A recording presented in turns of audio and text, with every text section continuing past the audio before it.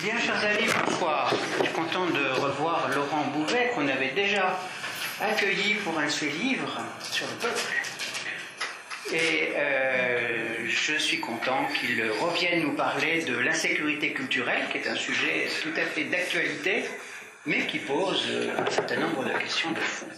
Cher Laurent, vous avez la parole. Ensuite, si vous le voulez bien, vous répondrez à nos questions. Bien, merci beaucoup Jean-Bertrand. Je suis absolument désolé de ce retard. J'ai été pris dans les embouteillages. J'ai vraiment eu du mal à m'en sortir. Voilà, écoutez, je vais commencer par une rapide description de la manière dont, depuis des années, quand je dis des années, de longues années maintenant, je m'intéresse au sujet de l'identité culturelle, du multiculturalisme, de l'évolution des sociétés contemporaines sous cet angle, car c'est devenu un sujet de débat, peut-être même un peu regretté parfois, excessif aujourd'hui.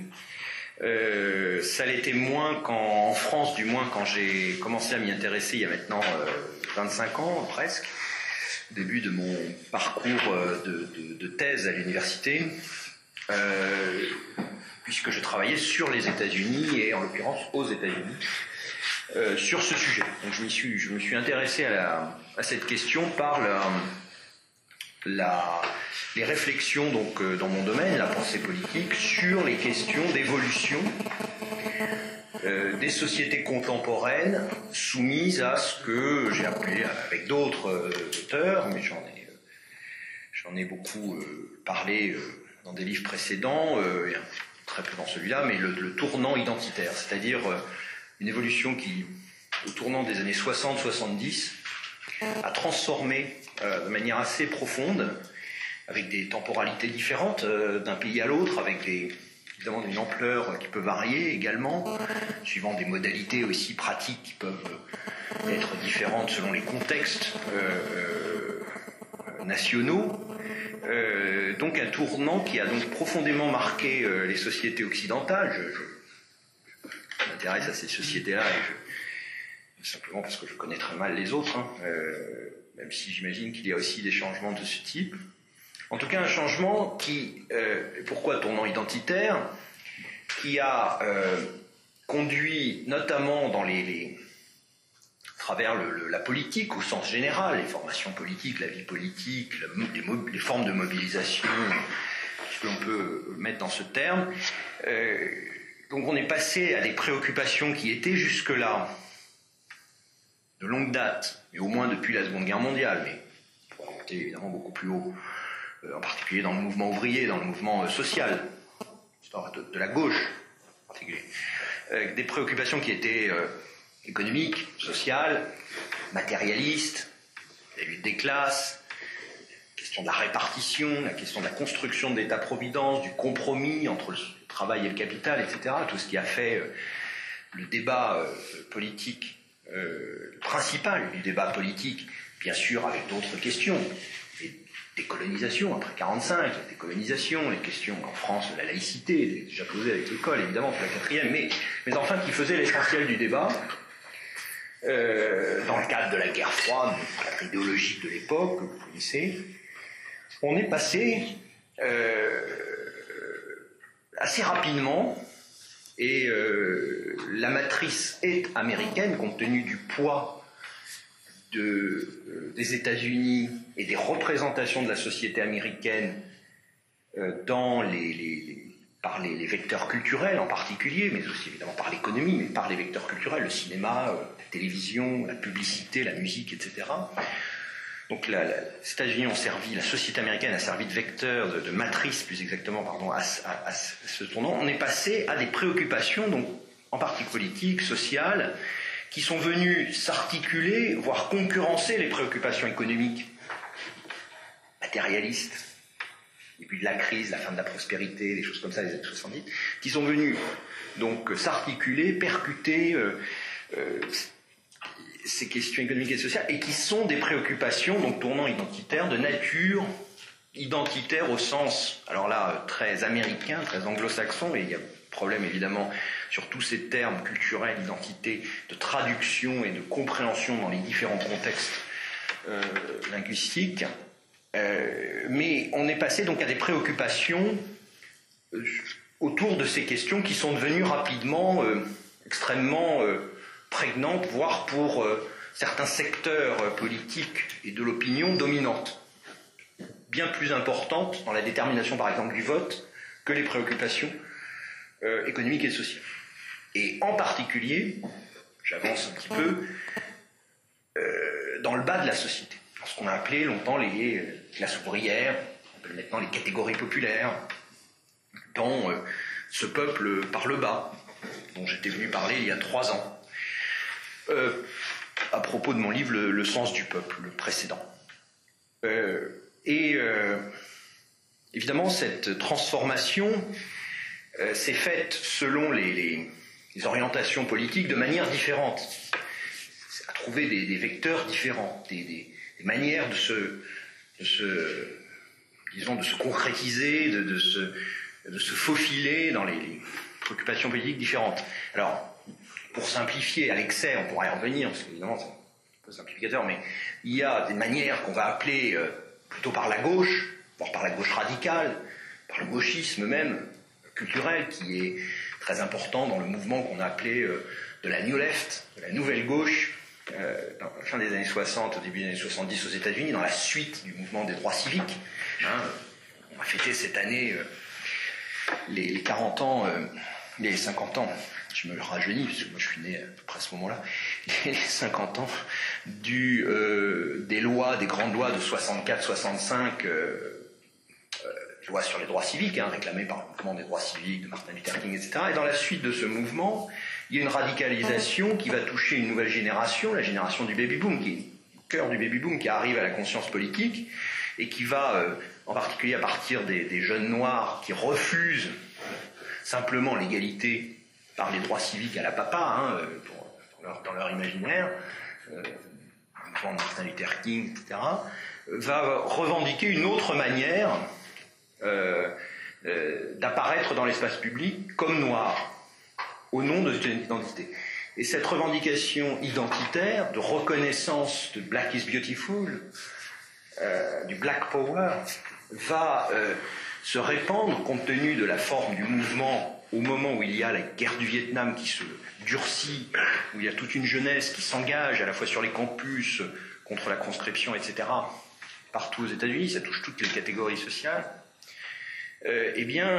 Tout un mouvement qui s'engage derrière cette revendication identitaire, où on trouve le nouveau féminisme, la seconde vague du féminisme, après la première lointaine des suffragettes, qui va trouver dans la revendication de la spécificité féminine, au nom évidemment de nouveaux droits, la contraception, l'avortement, et dans l'égalité homme-femme, etc., et par la spécification identitaire de la femme, donc avec féminisme qui commence aussi son évolution différentialiste en partie.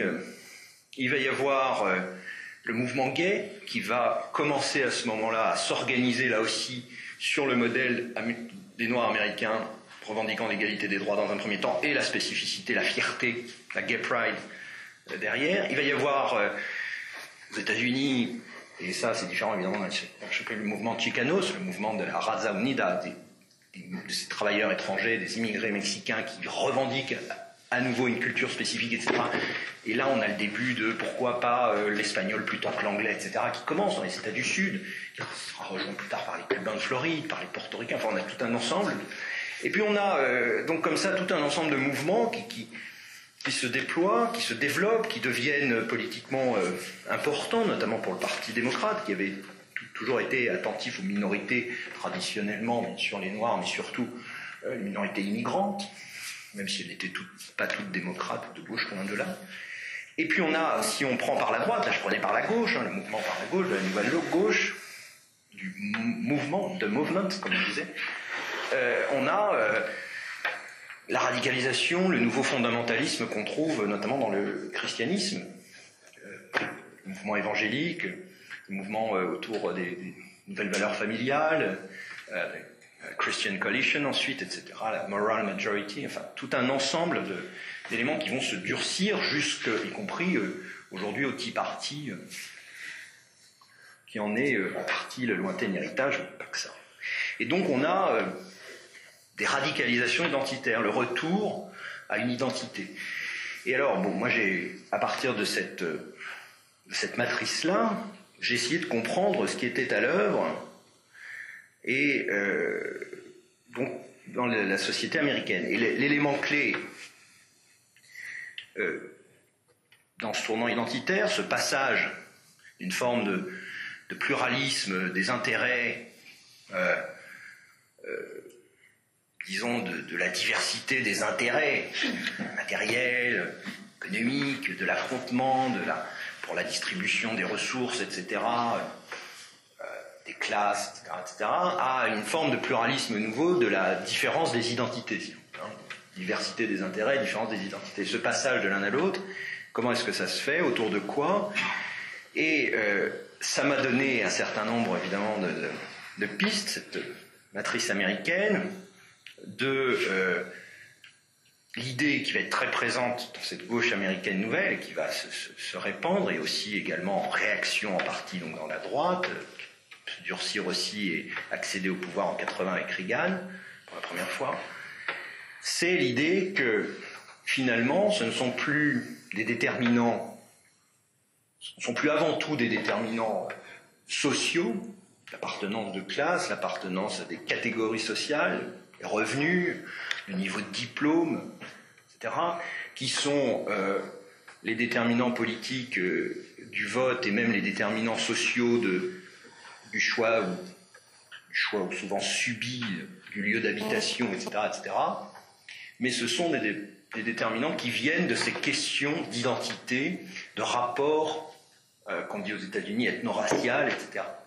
Alors, évidemment, si on reste dans ce cadre américain, et je vais venir le français, puisque c'est par les États-Unis qu'ensuite, en revenant sur le cas français, en revenant en France, je me suis intéressé à ces questions et j'ai vu que ça s'appliquait également, évidemment, à la France, à la gauche française, etc., que je connaissais, que j'étudiais par ailleurs, dans un deuxième champ de recherche. Évidemment, aux États-Unis, il y a une histoire. La société multiculturelle américaine, c'est une société créée, construite par l'immigration. Sur une immigration très particulière dès le départ avec l'esclavage, les Noirs qui sont amenés en esclavage, et puis ensuite sur les constructions par des vagues d'immigration successives venues du monde entier. Donc c'est une société d'immigration. Et donc le rapport à l'identité est différent, le rapport à la nation est différent, etc. Mais tout cela existe. En tout cas, ça m'a fait comprendre une chose, c'est qu'il y avait là, et en particulier pour la gauche que j'étudie plus particulièrement, qui m'intéresse davantage, une transformation architectonique, quoi. Pas simplement une conjoncture post-68, post-matérialiste, post-industriel, enfin, vous savez, tous les postes qu'on a ajoutés au fur et à mesure dans toutes les sciences humaines et sciences sociales depuis les années 70, mais qu'il y avait bien autre chose qui se jouait, qui était une transformation fondamentale du rapport à l'individu, à l'individualisme moderne, du rapport à la société, à la manière dont on construit la société, ce qu'on appelle aujourd'hui, caricatural, le vivre ensemble, du rapport à la nation, à l'identité nationale. Donc si on prend le cas français, si on revient à la France maintenant, qu'est-ce qu'être français? Qu'est-ce que la frontière? Avec la construction européenne, avec la mondialisation, avec la question de la souveraineté en débat, dans des cadres assez différents de ceux des États-Unis ou même du Canada, que j'ai regardé aussi de très près, ou de la Grande-Bretagne, qui m'a intéressé à la fin des années 90, au début des années 2000, que j'ai aussi suivi de ce point de vue de près. Donc on a, malgré les différences dans toutes ces sociétés, des questions assez analogues. Des questions sur l'immigration. Comment on gère l'immigration? Des questions sur ce qu'on appelle, le mot est compliqué, on entend des choses différentes chez bien des gens, mais l'intégration, c'est-à-dire qu'une fois que les immigrés sont venus sur plusieurs générations, ils ont la citoyenneté, la nationalité, qu'est-ce qu'on fait? Qu'est-ce qui se passe? Comment ça marche? Sur les discriminations, sur la difficulté en période de crise économique dure, grave, de chômage de longue durée, de chômage endémique, de crise sociale profonde, sur la mobilité sociale, sur la difficulté de la mobilité sociale, qui est un des phénomènes fondamentaux aujourd'hui, en particulier pour la société française. Sur ce fond-là, comment ces questions viennent durcir encore les difficultés, viennent évidemment influencer comportement, attitude politique. Ce qui m'intéresse comme spécialiste, évidemment.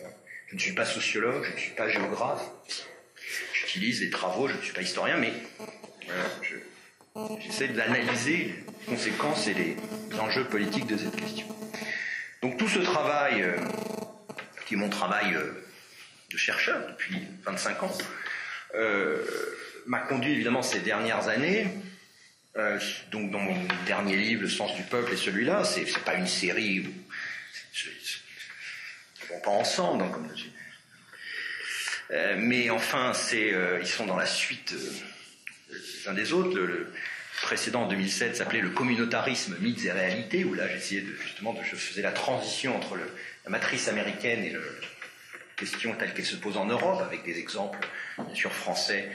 Je commençais mon travail sur la France, mais aussi néerlandais et anglais, pour essayer de voir la manière dont ça se passait, puisque les questions sont assez similaires aux nôtres aux Pays-Bas, des similarités assez intéressantes entre nos deux pays, malgré leurs différences. Donc, là, maintenant, donc, en essayant d'insister sur les points saillants de cette question identitaire, ce que j'ai appelé, là, dans ce livre, en sous-titre, le malaise identitaire français. Et ces points saillants, en les regardant de près, en essayant de voir comment, justement, dans le livre, la gauche française, de manière générale, le Parti socialiste, bien sûr, comme parti hégémonique à gauche depuis les années 80, la conquête du pouvoir, mais aussi à côté, le Parti communiste, on le voit aujourd'hui, il y a des choses qui se passent au Parti communiste assez étonnantes, les écologistes, de l'écologie politique, un certain nombre d'opuscules, trotskistes, etc. Comment ces questions posent quels sont les enjeux dans tout ce mouvement. Et dans le précédent livre, j'avais repéré, c'était le cœur de la thèse de mon livre, que la gauche avait abandonné le peuple, oublié ou abandonné le peuple, peu importe ici le terme, et en fait cet abandon, cet oubli, ou ce décalage, venait en fait une substitution de priorité qui s'est faite depuis les années 80. Et cette substitution de priorité dans les discours, mais aussi j'avais été regardé dans les politiques publiques, politiques scolaires, politique de la ville, politique sociale, politique fiscale même. Il y avait, par rapport notamment à la catégorie générique, le chapeau, pour dire et en même temps de ne pas dire les choses qu'on appelle la banlieue, il y avait eu une substitution du peuple prioritaire pour toute une partie de la gauche. D'un peuple qui était le peuple au sens traditionnel, à la fois le peuple républicain, traditionnel depuis le XIXe siècle dans la gauche, le mouvement républicain, le suffrage universel, la quête républicaine, le peuple de la carte d'électeur, si vous voulez, de la citoyenneté, le peuple au sens national, le peuple de la carte d'identité, donc la construction de la nation par la gauche, avec une vision civique, une vision d'opposition avec la monarchie en partie, donc l'appropriation Valmy, la nation n'est plus le roi et le peuple, etc. Et puis le peuple social, le peuple de la carte de sécurité sociale, évidemment, qui n'existe pas au XIXe siècle, mais vous voyez l'idée, c'est-à-dire les droits sociaux, le peuple parce que la République, la sociale, quoi. Voilà, il y a un prolongement dans l'idée d'égalité civique nécessaire dans le cadre républicain qui est parti pour couper l'herbe sous le pied des socialistes et du mouvement ouvrier, qui est la sociale, les droits sociaux, qu'on met en place évidemment la Troisième République à la fin du XIXe, au début du XXe, et puis ensuite l'évolution au XXe siècle. Et de ces trois peuples qui étaient un peu l'objet de la synthèse républicaine, avec en plus l'universalisme qui déborde par l'entreprise impériale coloniale, la gauche finalement s'est mise à abandonner ce récit, abandonner cette histoire, abandonner au profit, dans son discours, dans ses objectifs, en particulier parce qu'il n'y a plus, parce que compte tenu du projet européen, etc., vous connaissez par cœur cette histoire début des années 80, le tournant, etc., il n'y a plus de projet d'émancipation collective sociale possible, soit parce qu'on ne le veut pas, soit parce qu'on ne le peut pas, soit parce que, bon, je n'en rentre pas dans le détail, hein, conversion libérale ou tournant ou choc, je ne sais pas, contrainte bruxelloise, européenne, peu importe. En tout cas, il y a un changement qui fait que on va trouver un peuple de substitution. Ce peuple de substitution, ce sont des nouveaux damnés de la terre. Ce ne sont plus les ouvriers, ce n'est plus la classe ouvrière à laquelle on dit adieu, thématique foisonnante à partir de la fin des années 70. Mais ce sont des nouveaux damnés de la terre, copiés, identifiés, calqués largement sur la matrice du multiculturalisme américain en raison des représentations dont je parlais au début. Des représentations très fortes, et puis d'aspiration à l'égalité des droits, à la lutte contre certaines discriminations, etc., légitimes, les femmes, les gays, les régionalistes, vous voyez, les Corses, les Bretons, des années 70. Donc il y a là cette idée, et c'est aussi l'histoire de la gauche dans les années 70, hein, la gauche dans les années 70, c'est pas seulement la stratégie de Mitterrand de tordre le kiki aux communistes pour prendre l'hégémonie à gauche, il y a aussi la deuxième gauche, qui est une forme de New Left française, les assises du socialisme en 74, l'intégration avec Rocard, avec la CFDT, etc., de tous ces nouveaux mouvements sociaux qui viennent nourrir l'accession au pouvoir. Donc tout cela est déjà là, tout cela est déjà inscrit. Mais il y a, avec l'accession au pouvoir, le choc économique, pour simplifier, libéral, et qui est percuté par la nouvelle société française qui apparaît aussi au tournant des années 80, qui est la société de l'immigration qui est restée, et qui désormais est une question davantage d'intégration avec les beurs, la marche des beurs, c'est les émeutes urbaines, la marche des beurs et la volonté de toute une nouvelle population, jeune en particulier en France, de revendiquer sa place dans la société française. À la fois sur le mode de l'égalité des droits, et en même temps de ce qui va commencer à être une forme de fierté, de différence. Et la gauche va, notamment la gauche au pouvoir, les partis socialistes, et de manière générale, va se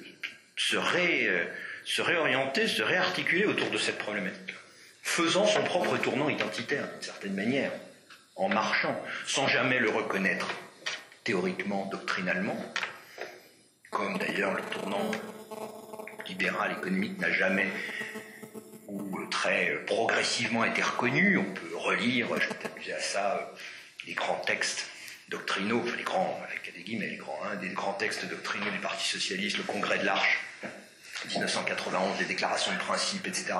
Depuis, bon, le capitalisme devient un horizon indépassable dans le projet de l'Arche en 91, c'est une phrase comme ça, hein, on est juste après la chute du mur de Berlin, on est dans voilà, un peu moment particulier, la fin du communisme, un peu cet espoir à la fois géopolitique, économique, bon, début de la mondialisation, bon. Mais en tout cas, il y a cette transformation qui est à moitié avouée, hein, faute à moitié avouée, à moitié pardonnée, disons, et puis en revanche, la transformation de l'idéologie vers le multiculturalisme normatif, pour le dire simplement, vers quelque chose qui doit s'ancrer dans le discours, dans les politiques publiques et dans les mentalités, qui va devenir assez dominant à gauche, jusqu'y compris à aujourd'hui, jusqu'y compris au rapport de Terranova en 2011, qui écarte objectivement dans son texte même les catégories populaires pour s'intéresser à des publics qu'on nomme les femmes, les jeunes, les diplômés, les banlieues, comme ça, pour faire une nouvelle coalition progressiste, comme l'a dit le document de Terranova, pour inspirer la campagne de 2012. Donc, Tout cela se joue à ce moment-là, et un tournant identitaire. À partir de là, comment est-ce que ça s'est précisément construit, comment est-ce que ça s'est enquisté et quelles vont en être les conséquences. Donc là, c'est l'objet précisément de ce livre, et j'ai trouvé dans ce terme d'insécurité culturelle, qui n'est pas de moi, qui a été, a priori, je n'ai pas trouvé d'autre origine, donc je lui fais le crédit de cette invention qu'il revendique, le géographe Christophe Guilly, que vous avez peut-être reçu, hein, j'imagine. Et Guilly le revendique, et dans des rapports qu'il a fait pour des offices HLM, notamment dans les années 2000, puisque des consultants universitaires, et il dit, voilà, mais il n'en a rien fait. Il ne l'exploite même pas dans ses livres, dans ses essais.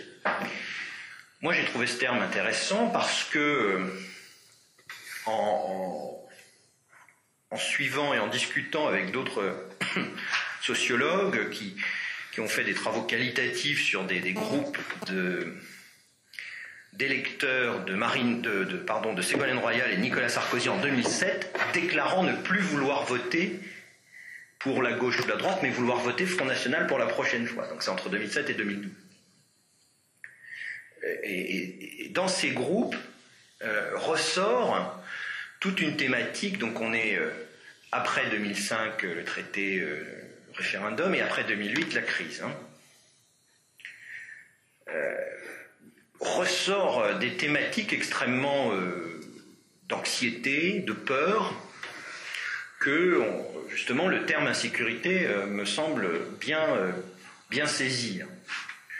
Insécurité classique, pourrait-on dire traditionnelle, qui a joué un rôle d'ailleurs dans des campagnes électorales fameuses antérieures. On se souvient de 2002, l'insécurité des biens et des personnes, la délinquance, on se souvient de la campagne de Chirac, et aussi de toute la période de Nicolas Sarkozy au ministère de l'Intérieur avant 2007.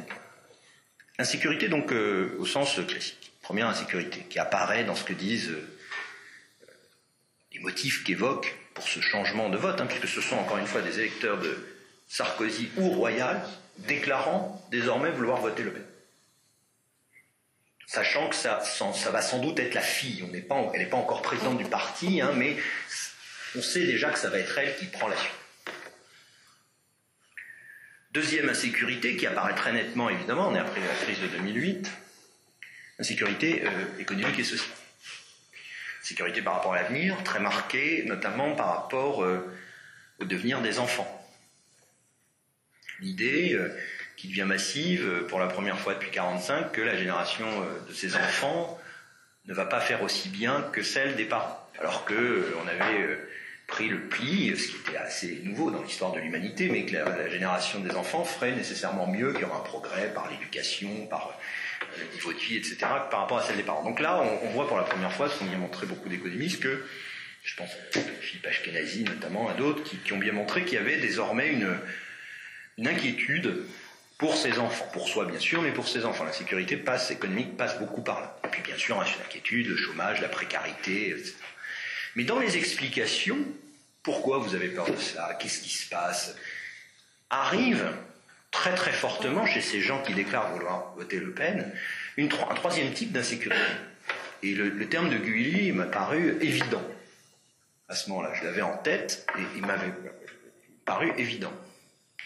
Et c'est insécurité culturelle. Pourquoi ? Parce que ce qui fait peur, au-delà de la délinquance, de la civilité, etc., au-delà évidemment des questions fondamentales économiques, sociales, c'est aussi une transformation de son mode de vie, une transformation de la société dans laquelle on est. Alors évidemment, une peur fondamentale liée aux représentations vraies ou fausses. On reviendra sur cette question, parce que c'est un débat que j'ai avec quelques collègues sociologues qui me disent mais tout ça c'est des histoires, ça n'existe pas, c'est peut-être un sentiment, mais enfin quelle réalité, etc. Moi je leur dis, le problème problème sociologique de est-ce que c'est vrai ou pas, c'est très bien, vous faites ce que vous voulez, vous vérifiez. Mais le problème politique, c'est que les gens ils ne votent pas uniquement avec des représentations vraies. Si on votait tous avec des représentations strictement conformes à la réalité, on serait capable de percevoir à 100%, on n'aurait même plus besoin d'aller voter. On pourrait automatiquement faire des modèles qui prévoient le comportement rationnel de chaque électeur et avoir les élus, etc. Jacques Delors se serait présenté, Édouard Balladur aurait été élu, Raymond Barre avant lui, enfin on aurait dirigeant de la rationalité éclairée, de la modération, raisonnable et rationnelle à la fois. Bon. Le problème c'est que ça ne marche pas comme ça. L'analyse politique n'est pas de la sociologie, n'est pas que de la sociologie. C'est difficile à expliquer à mes collègues puisque beaucoup de politologie aujourd'hui se résume à une forme de sociologie. On verra tout à l'heure, on n'explique pas pourquoi les électeurs votent Marine Le Pen plutôt que Jean-Luc Mélenchon. Bon, point sur lequel je vais venir ensuite. Donc, insécurité culturelle qui me paraît bien saisir des questions donc par rapport à l'immigration. Alors, c'est pas simplement les immigrés viennent prendre notre pain, on en fait trop pour les immigrés, etc. Non, ça va bien au-delà. Ils remettent en cause l'immigration et au-delà de l'immigration, les musulmans, parce que depuis le début des années 2001, le grand changement, c'est que la figure de l'étranger, émissaire bien sûr pour certains, on le verra aussi tout à l'heure, figure de l'autre, figure du danger venant de l'extérieur mais qui est déjà aussi ici, etc. Et les attentats renforcent cette représentation évidemment très forte. Le musulman a remplacé l'arabe dans l'imaginaire collectif de celui qui n'est pas comme nous. Et c'est quelque chose de très très puissant. Et quand Marine Le Pen fera campagne en 2011, pareil 2012, sur la viande halal, en disant regardez, c'est scandaleux, il n'y a plus d'abattoirs, ils ne font pas de viande halal en région parisienne, etc. Ça, elle aura exactement saisi des angoisses et des peurs qui, dans les milieux, je dirais les élites, bon, si on peut utiliser ce vocabulaire, etc. Mais, moi je voyais à l'époque les journalistes, les collègues universitaires, les responsables politiques qui me disaient le halal, mais c'est pas un problème, pourquoi ils nous embêtent avec ça, c'est encore du racisme, c'est encore des anti-musulmans, etc. Mais parce que, pour ceux pour qui c'est pas un problème, parce qu'on peut se payer de la viande non halal, on a encore le boucher traditionnel qui vend les bons morceaux, de la viande bien travaillée, qui a ce qu'il faut de maturation, etc., etc. On ne voit pas cette question. Et au-delà même ceux qui n'ont pas ces problèmes de voisinage, qui ne trouvent plus de boucherie, qui ne trouvent plus de charcuterie sur leur marché, etc., parce qu'il n'y a plus de demande, et voilà. Au-delà même de cela, dans les représentations, pourquoi la viande halal, qu'est-ce que c'est que cette viande halal, pourquoi une viande différente de l'autre? Et elle avait exactement compris, et elle a mis l'accent là-dessus de manière tout à fait intelligente. Elle l'a fait sur les prières de rue, elle l'a fait sur le voile, sur la burqa, etc. Parce que la question musulmane est devenue, terroriste, représentation du terrorisme aidant, et ça s'est durci évidemment ces dernières années, est devenue, en articulation avec la peur née de la mondialisation, avec l'Europe qui ne protège plus, qui est le cheval de Troie de la mondialisation, avec tout un ensemble de déterminants qui sont à la fois économiques et culturels, la question de la frontière, c'est à la fois une question économique et culturelle, sont devenus dominants dans les préoccupations. On le voit dans les enquêtes d'opinion, j'en utilise évidemment beaucoup dans les enquêtes plus spécifiques qui sont faites, des enquêtes plus qualitatives, tout le démontre. Tout, sauf la prise en compte par les responsables politiques. Et c'est là le sujet fondamental, c'est-à-dire que, pour simplifier vraiment à l'excès, le seul parti qui prenne en considération, au sérieux, je ne parle pas des solutions, je ne parle pas de la proposition, justement, parce que c'est ça qu'il faut combattre. et en sachant bien ce qu'on combat. Mais le seul parti qui prenne au sérieux ces questions, c'est le Front National. Et c'est la difficulté majeure, parce que les autres partis, voyant que c'est le Front National qui les prend en considération et qui les a prises en considération en plus de longue date, ces questions identitaires, à l'époque du père Le Pen, sous une forme caricaturale ou très ancrée dans cette histoire très particulière dont il était une espèce de forme synthétique à partir de laquelle il a construit le Front National, des héritages différents de la droite nationale, de l'extrême droite française, etc., Vichy, Algérie, Poujadisme, etc., etc. Donc bien sûr, il y avait cette espèce de repoussoir, mais là où l'évolution n'a pas été bien saisie de ces dernières années, dont Marine Le Pen est le symbole, mais il n'y a pas que ça, évidemment, ça va beaucoup plus loin dans le camp national, comme on est en train de le découvrir, avec ce parti qui se construit sous nos yeux, avec beaucoup de difficultés. On voit bien, la presse cherche toujours le candidat qui fait le salut nazi, la vieille dame qu'on a mis candidate qui ne sait même pas de quoi elle parle et de quoi il s'agit, parce que évidemment il n'y a pas assez de... Mais le parti se construit, c'est pas ces caricatures sont... Mais derrière, le parti se construit, le Front National se construit, le Front National s'implante, et surtout, le Front National devient accepté, acceptable très très largement. Or, l'absence de volonté l'aveuglement face à ces questions vient évidemment en partie du fait que ce soit le Front National qui les traite et les mette à l'agenda politique, comme on dit, mettre dans le débat, mais vient aussi d'un aveuglement propre des forces politiques traditionnelles. Essentiellement pour deux raisons. Je prends la gauche, je laisse la droite de côté, on peut en parler, je connais moins, mais je vais regarder évidemment de quoi il retourne, mais pas mon domaine. Mais à gauche, c'est très très marqué, à la fois par économisme et économicisme, pourrait-on dire, et par culturalisme, multiculturalisme. L'économisme, l'économicisme, on le voit à l'œuvre aujourd'hui. Le gouvernement, on va retrouver un peu de croissance, on va inverser la courbe du chômage, et ça ira mieux. Et là, enfin, le Front National reculera, la crise sera apaisée, et on sera enfin, voilà, une espèce d'illusion économiciste, dénoncée de longue date dans le marxisme déjà, dans les débats, si vous connaissez Gramsci, Karl Polanyi et bien d'autres, qui déjà à l'intérieur même de la tradition marxiste dénonçaient ce faux usage de Marx sur la supériorité de l'infrastructure sur la superstructure. Économicisme partagé très largement, à la fois par les sociolibéraux, Macron, et par la gauche radicale.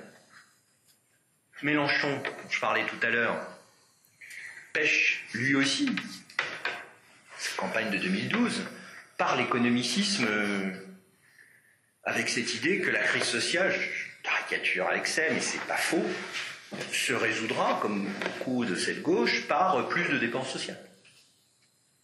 Création de postes de fonctionnaires, services publics.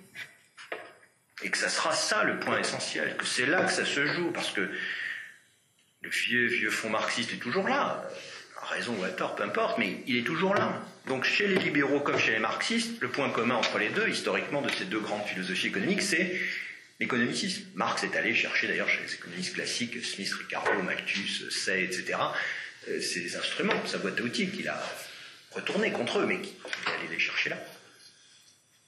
Et puis la deuxième raison, le deuxième péché, si on veut, politique, c'est le culturalisme. Alors là, ça fonctionne, c'est ce que je vous ai dit tout à l'heure, parce que vous allez me dire, c'est paradoxal, vous avez dit qu'ils ne peuvent plus rien faire économiquement, qu'ils se sont concentrés dans leur discours, etc., sur les minorités, etc., mais précisément, c'est-à-dire que le discours général est resté un discours économique, d'adaptation à la mondialisation, à la construction européenne, à l'abandon de souveraineté, etc., libérale, social-libérale, et puis de l'autre côté de résistance, etc. Mais face à cette division à gauche, cette impossibilité, on le voit là, aujourd'hui, ou à chaque fois que la gauche est au pouvoir, on le revoit évidemment de manière exacerbée aujourd'hui, parce que les questions sont plus dures avec la crise économique de 2008, etc., et de suite. comment faire pour que la gauche, justement, ne puisse, c'est le cas déjà dans les années 80, la récupération par Mitterrand de la marche des beurs à travers SOS Racisme, etc. Ça a été le cas depuis, de tous les moments de la gauche, et jusqu'à y compris aujourd'hui. Comment faire pour que cette gauche qui est divisée sur le plan économique, ce qui est sa base absolue, etc., se retrouve, se réunisse par rapport à la droite, soit le camp du progrès contre le camp de la conservation, et bien sur les questions justement non économiques. Or, les questions non économiques, elles sont très fortement influencées par le tournant identitaire à gauche. Or, ce tournant identitaire, qu'est-ce qu'il entraîne? Il entraîne des politiques publiques, j'en parlais tout à l'heure, sociales, scolaires, de la ville, etc., favorables au nom justement du maintien du vieil économisme de la gauche à des catégories qu'on considère comme illustrant parfaitement les catégories dites dominées dans la nouvelle désignation utilisée par les sciences sociales depuis Pierre Bourdieu, etc., dominés, et qui sont les dominés des dominés des dominés.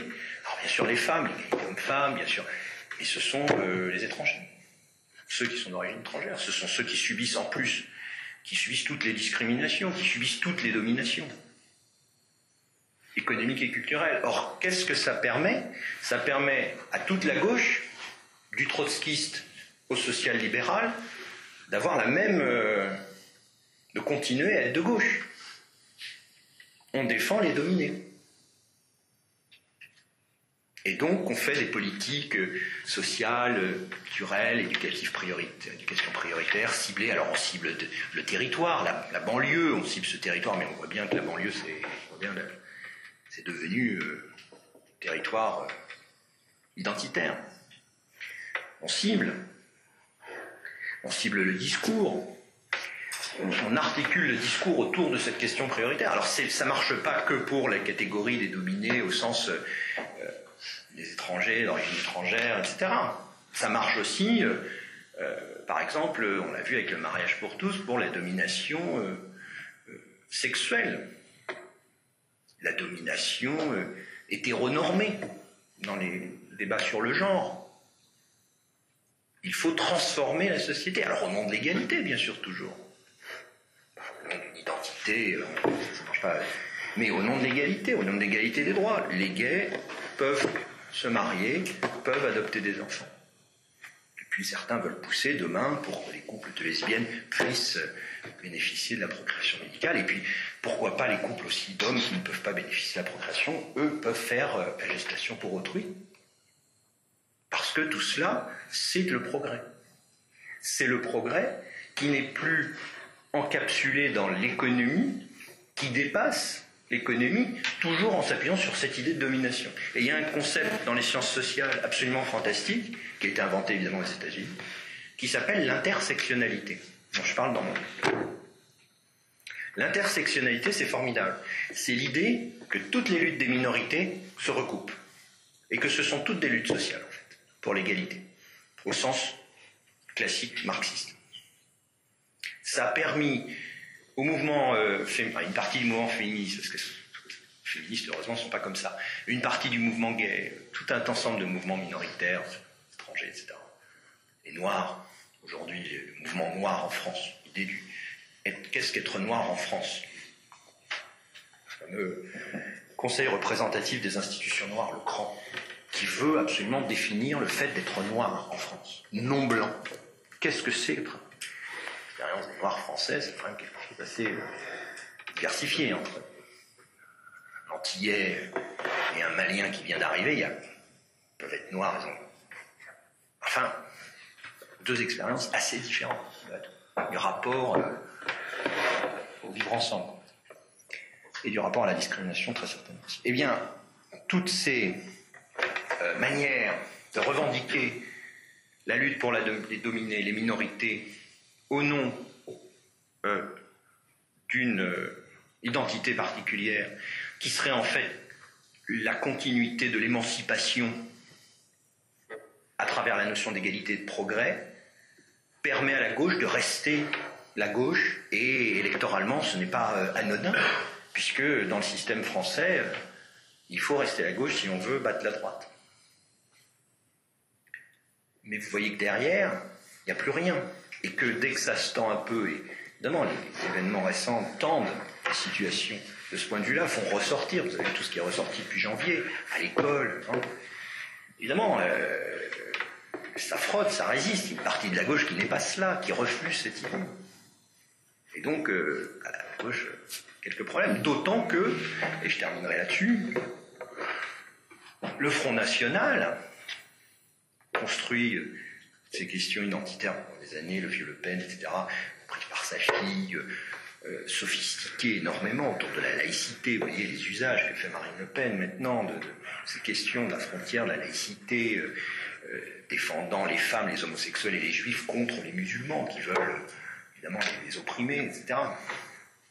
Eh bien le Front National, depuis des années maintenant, a compris aussi qu'il fallait articuler ce discours identitaire, en boucle à la boucle, un discours économique. Un discours économique qui devient un discours de gauche. Un discours qui est le réinvestissement des services publics qui disparaissent en milieu rural, qui est le maintien de l'État, et qui fait système avec tout son discours sur la clôture de la frontière, le retour à la souveraineté. Le Front National réussit, est le seul parti aujourd'hui qui travaille et qui réussit, c'est ça sa force idéologique, au sens gramscien du terme, de faire correspondre exactement identité et souveraineté, en redéfinissant ce rapport que tous les autres ont perdu, arrêté, abandonné, oublié, rejeté. Et ce qui rend cohérent le discours du Front National, c'est de dire, en gros, discours de gauche, type politique, économique, on refait du keynésianisme, hein. C'est ça l'idée quand même, l'État social, c'est que tout ça est réservé aux Français, aux vrais Français. On ferme la frontière, capitaux, biens, services et immigration.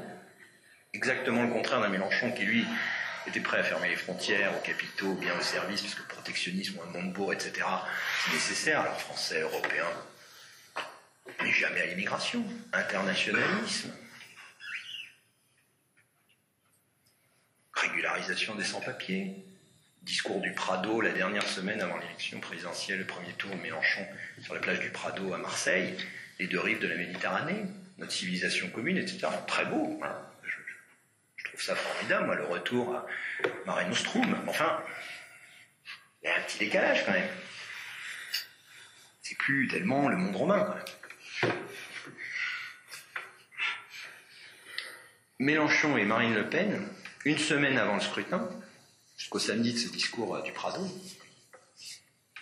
ils sont à 14-14. J'ai repris tous les sondages. J'ai refait l'agrégation de tous les instituts. Ils sont 14-15, tous les deux.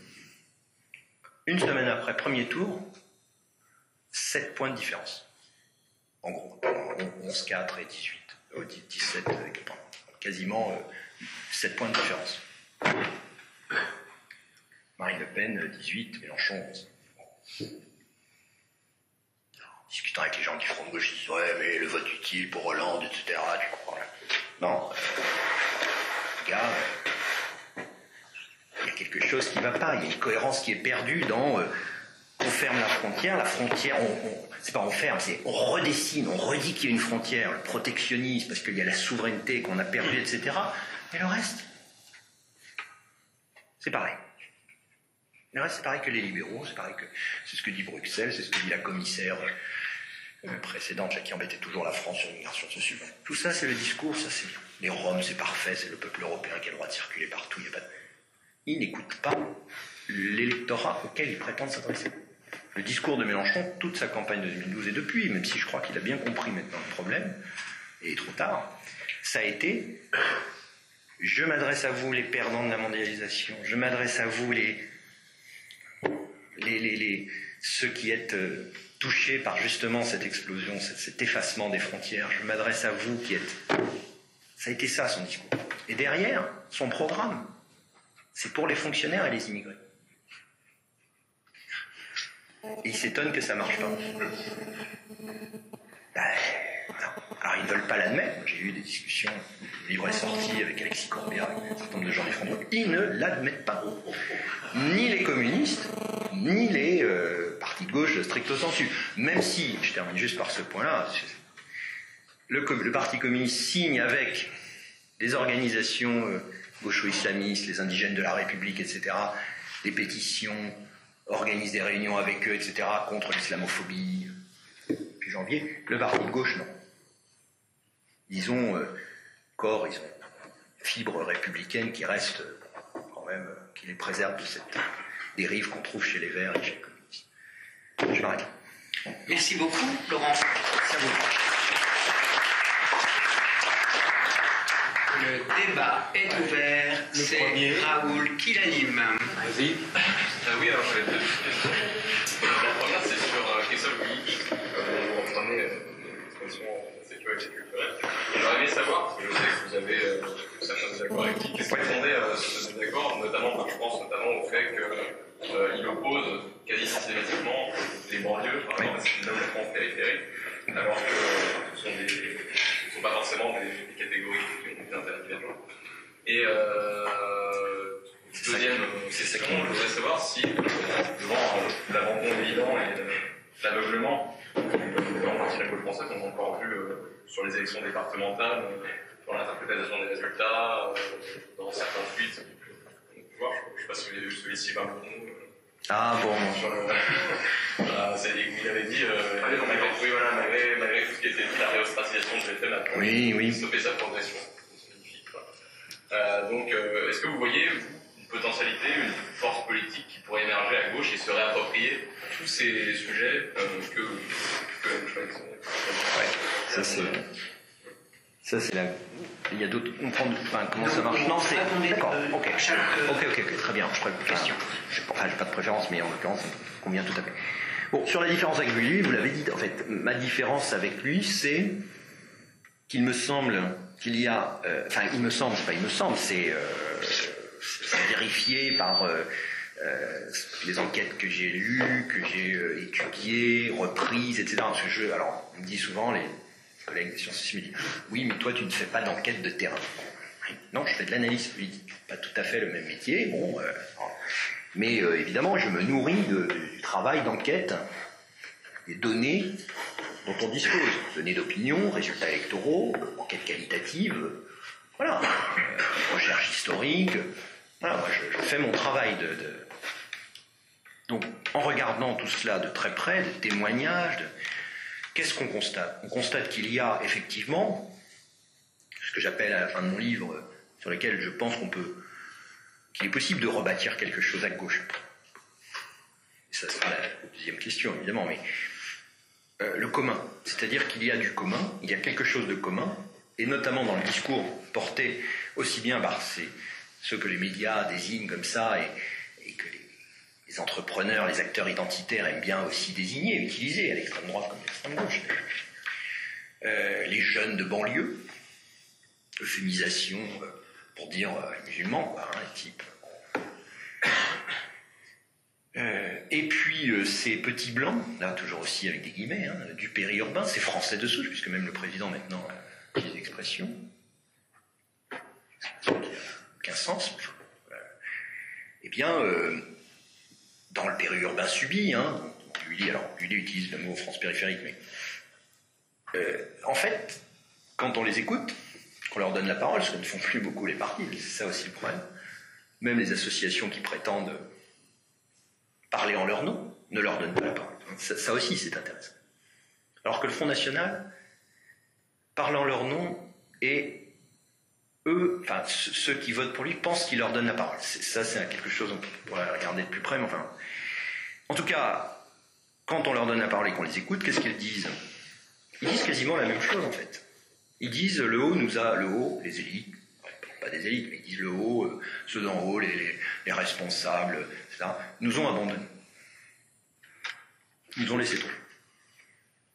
Alors, en banlieue, musulmans, les jeunes de banlieue, etc., les associations, les les entrepreneurs identitaires de tout poil leur disent « mais regardez, c'est à cause des petits blancs, c'est parce que vous êtes les héritiers de la colonisation, c'est dégueulasse.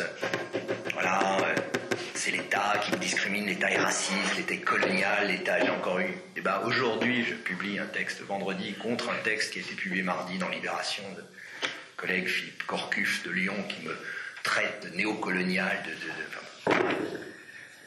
qui sont là-dessus tout le temps, qui disent voilà, c'est ça, c'est l'État blanc, raciste, homophobe, sexiste, qui...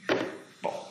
Et puis le Front National, qu'est-ce qu'il dit? Qu'est-ce qu'il dit en partie contre ce discours, et en partie, ce discours est aussi en partie contre ce Front National. C'est un jeu, une dialectique folle, identitaire, folle. Qu'est-ce qu'ils disent? Ils disent aux petits blancs, aux Français de souche, etc. Mais regardez, on a tout mis dans les banlieues.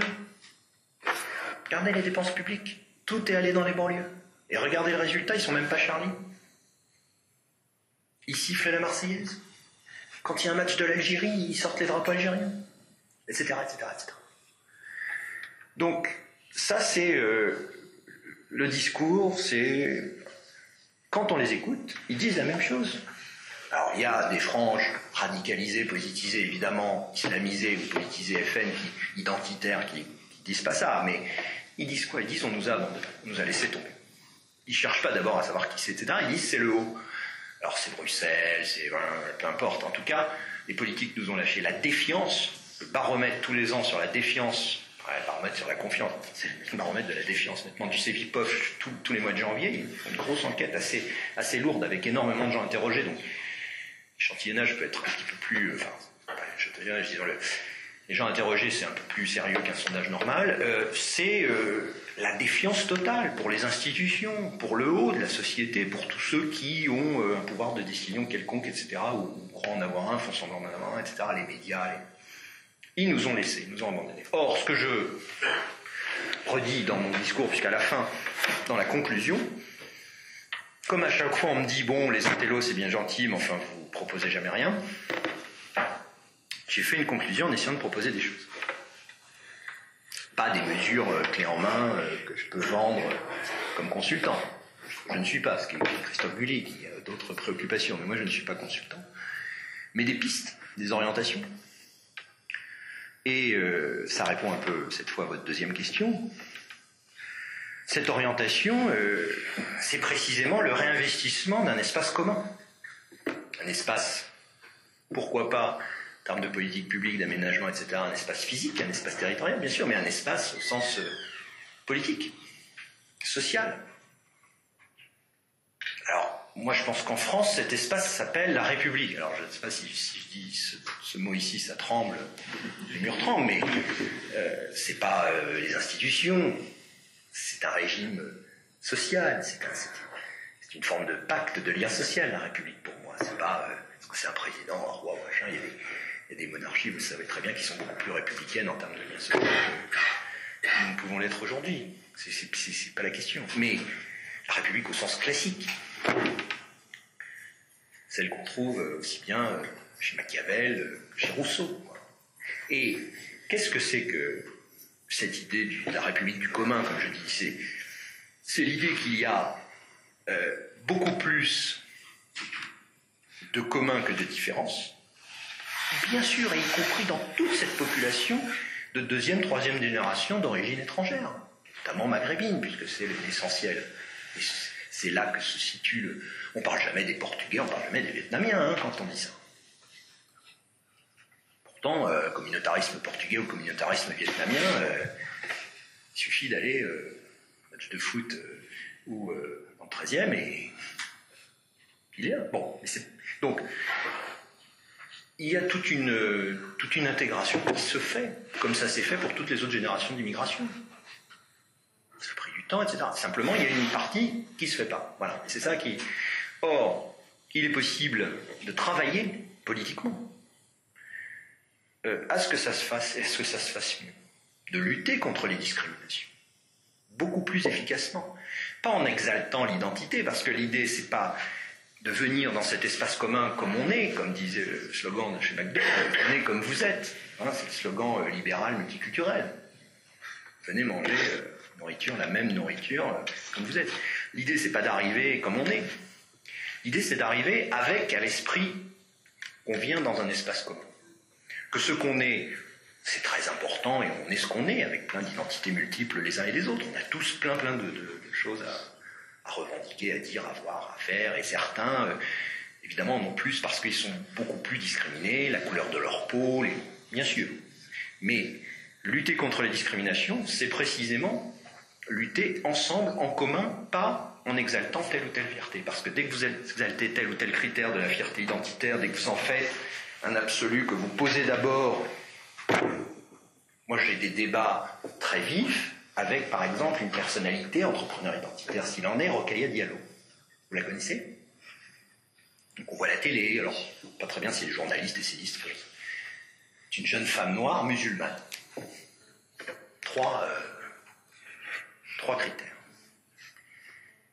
Eh bien, elle pose systématiquement, dans toute circonstance, dans tout débat, dans toute discussion, dans toute occasion commune, son identité de jeune femme noire musulmane. Dès lors, il est absolument impossible d'avoir avec elle le moindre débat si on ne va pas dans le sens de la reconnaissance exacte des conditions qu'elle pose de son identité, être traité d'islamophobe, de sexiste ou de misogyne et de raciste. C'est automatique.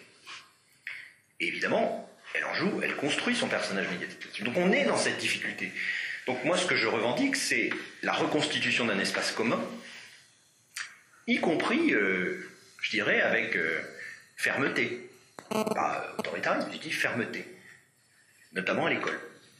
Ce qui s'est passé en janvier me paraît a été un moment de prise de conscience. On n'en a rien fait, le gouvernement le premier, parce qu'il n'en avait pas la légitimité politique. Je crois que c'est ça le problème.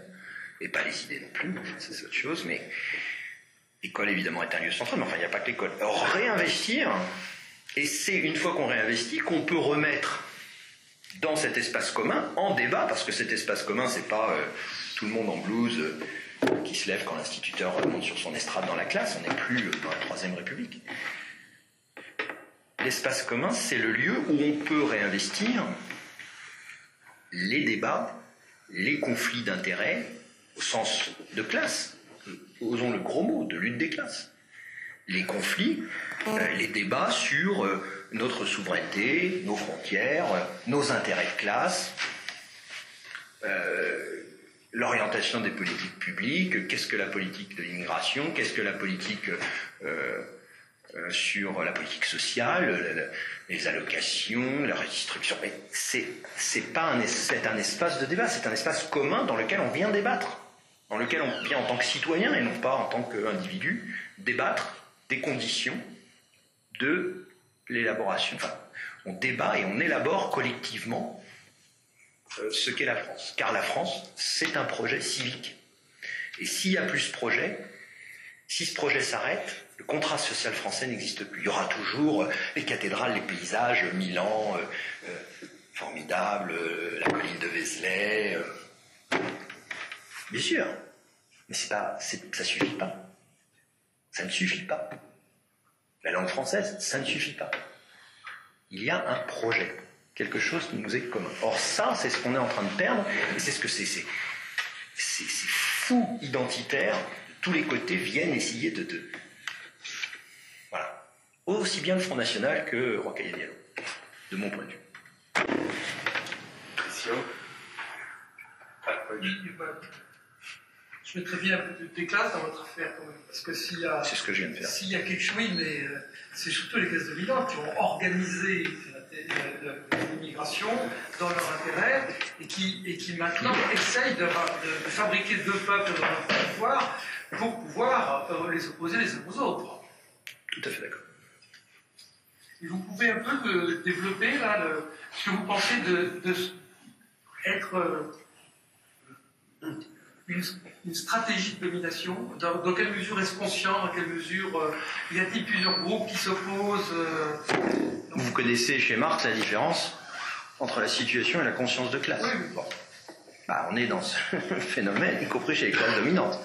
Dans la bourgeoisie aussi. Oui, j'ai dans l'esprit l'interview de Martin Bouygues quand il était jeune homme, qui expliquait, mais comme on osait le dire encore quand Martin Bouygues était jeune homme, que les immigrés c'était des gens très costauds, très travailleurs, que pour qu'ils c'est mieux dans le s'épanouissent, il fallait qu'ils aient leur famille avec eux. Ça avait au moins le mérite de la franchise. Mais c'est un discours, là il y avait le discours, je ne connais pas ce discours de Martin Bouygues, mais c'était un discours effectivement beaucoup plus admis et accepté. Aujourd'hui, quelqu'un qui dirait ça, ce serait immédiatement Francis peut-être, non, plutôt que Martin. Non, c'était Martin, le jeune Martin. Oui, d'accord. Mais c'était déjà plus tard alors. Mais en tout cas, ce discours-là qui n'est plus tenu, c'est une réalité, c'est une situation objective. Même si les uns les autres n'en ont pas forcément conscience et ne le font pas à dessein, en construisant, etc. Les patrons qui embauchent la main-d'œuvre illégale, il y en a plein. La main-d'œuvre illégale étrangère, voilà, enfin, je veux dire, tout ça est classique, etc. Ce qui est. Je sais pas, ce qui pose problème, c'est. À mon avis, c'est pas. Enfin, ça, c'est un problème, hein, on est d'accord, c'est pas ce que je dis. Je dis pas que ça pose pas de problème, mais c'est connu, renseigné, enfin, je veux dire, on en parle, enfin, tout le monde le sait. Enfin, c'est une situation objective qui est. Voilà. Le problème, c'est que une certaine gauche, pour dire les choses gentiment, se fait complice par idiot utile, on disait, mais se fait complice par action ou par omission, peu importe, de cela. Et le discours libéral identitaire, de l'identité individuelle comme discours libéral, c'est un discours qui rejoint le libéralisme économique. Il y a une solution, ça c'est Michéa, il y a une solution de continuité dans le libéralisme. Alors je ne dis pas que il faut pas être pour la liberté, mais il y a des formes différentes de liberté. En tout cas, dans le libéralisme, entre libéralisme économique et libéralisme culturel, il y a une solution de continuité très très forte. Je vous cite juste un exemple. Dans la campagne régionale de 2010, il y a une candidate du NPA, le parti de Besancenot, avec un voile, foulard, sur une des listes en PACA. Sur la liste NPA, PACA. Et cette fille, 21, 22 ans, peurette, gentille, sympa, voyant pas très bien le truc. Donc les journalistes disent mais pourquoi vous êtes voilée, mais vous êtes candidate pour être élue de la République, etc. Elle n'a aucune chance d'être élue, enfin. Je dis oui, non, mais je vois pas où est le problème, c'est mon choix. Par lui demander d'avoir une formation, d'avoir lu Marx, etc. Même si elle est au parti UPA. Ce parti s'est sociétalisé de manière assez rapide. Mais Besancenot, et ça lui a posé beaucoup de problèmes d'ailleurs en interne. Parce qu'évidemment, trotskiste, marxiste, c'est pas complètement anodin. Besancenot, c'est à mon avis en grande partie grillé, parce qu'il est allé dans les médias en disant mais où est le problème? Elle fait ce qu'elle veut, cette jeune fille. Et d'ailleurs, en gros, alors on ne parlait pas encore d'islamophobie à l'époque, mais enfin il disait mais vous êtes... qu'est-ce que vous avez contre les musulmans? C'est parce que vous êtes contre les musulmans que vous voulez lui poser le problème, etc. Mais en disant cela, et alors les journalistes, personne... Mais ça a eu lieu au sein du NPA. L'idée que la religion est l'opium du peuple. L'idée que et je viens pour ma question du libéralisme, l'idée que la conscience, que la raison, plus exactement que la conscience, la raison individuelle, permet un choix éclairé en matière religieuse, pour un parti qui, de l'autre côté, dit qu'en matière économique, il n'y a jamais de raison et de choix éclairé individuel et que tout ça doit être régulé, encadré, pensé collectivement, etc., parce que c'est quand même ça la question. Chez Marx, il y a une continuité logique entre considérer qu'il n'y a pas de conscience et pas de raison individuelle possible, que c'est une illusion, la religion, c'est la superstructure, et que c'est toujours lié à des rapports dans infrastructurels, un rapport dans la production.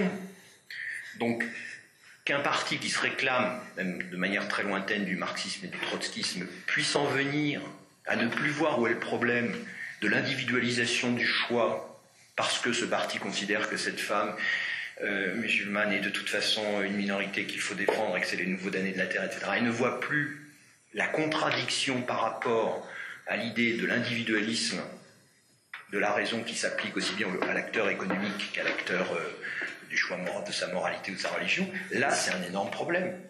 Moi ça m'avait, mais j'avais fait un petit papier à l'époque, je crois, le film de Post, je sais plus. Ça m'avait, mais j'avais entendu Besancenot, mais je m'étais dit, mais ce type est fou.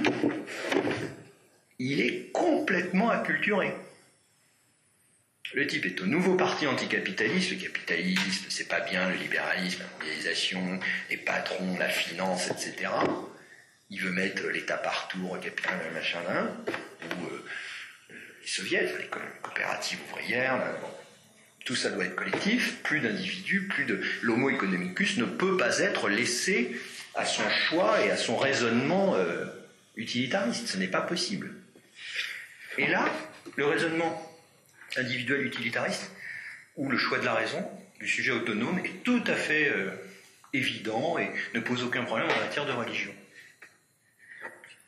Et là, il y a quelque chose, vous voyez, qui se joue. C'est-à-dire que, et c'est ça le drame de la gauche au sens le plus profond, c'est qu'il n'y a plus, et là je rejoins tout à fait, même si je ne suis pas d'accord avec bien des choses chez lui, Michéa, Jean-Claude Michéa, et au-delà Christopher Lasch, etc., dont Michéa fait traduire en français beaucoup de livres d'ailleurs, l'auteur américain, et ça se joue dans les années 60-70 avec le tournant identitaire. Le libéralisme économique et le libéralisme culturel de la libéralisation qu'on appelle en France post-68 pour aller vite, se rejoignent pour former un noyau idéologique de la société nouvelle, post-matérialiste, etc.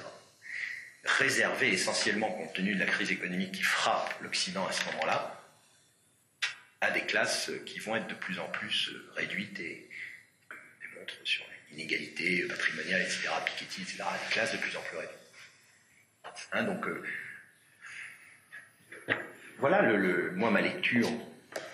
Moi je suis marxiste au sens méthodologique presque.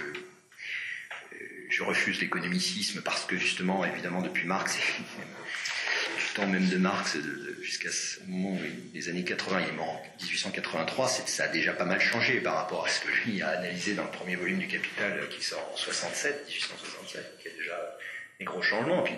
Mais la méthode d'analyse par rapport à l'individualisme, par rapport à l'émancipation individuelle, collective, etc., par rapport au droit, par rapport à toute la modernité, elle reste valide.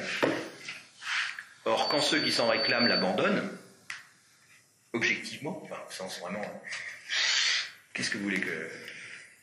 Qui va comprendre? Je voudrais poser deux questions pour une fois. D'abord une remarque.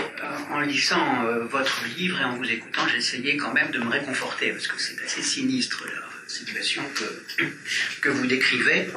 Et je me disais que dans notre histoire, en tout cas au cours des 2 derniers siècles, on avait connu des fractures infiniment plus graves que celles que nous connaissons, avec de véritables blocs hiérarchisés ou organisés politiquement, qui s'opposaient justement à ce que nous appelons l'un et l'autre la République. Disons, l'unité du bien commun, des institutions, etc. L'Église catholique, le ralliement, c'est 1891, donc il a fallu un siècle pour que l'Église se rallie partiellement à la République. Le ralliement n'a été fait qu'en 1945, un peu de façon un peu précipitée, parce que bien...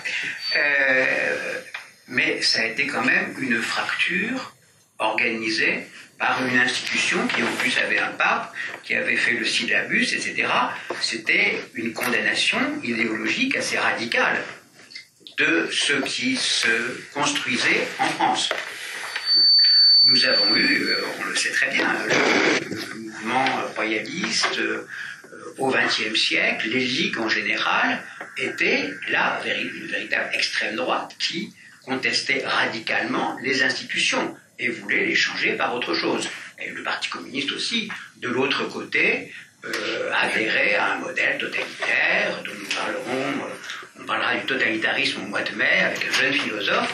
Donc il y avait là des contestations qui étaient organisées, qui étaient sociales, qui étaient religieuses, qui étaient idéologiques, qui étaient militantes, et qui pouvait entraîner des prises de pouvoir ou des tas de phénomènes déstabilisants. Voilà, alors je me dis, bon, on est dans une situation très complexe, très nouvelle en même temps, parce que les problèmes que vous étudiez sont en partie de type nouveau, mais on a une unité sans doute plus grande aujourd'hui sur un certain nombre de questions que naguère. Même le Front National, vous l'avez dit, ne conteste pas les institutions, jamais. Je crois pas. Hein. Ah non, non. La Ve République, ils sont dedans et... ils veulent au contraire le pouvoir. Ils veulent le pouvoir dans la Ve République. Les idées de laïcité, etc., sont bien sûr repensées à leur façon, mais elles ne sont pas... on parle de... Au moins on emploie les mêmes mots. Bon. Ouais.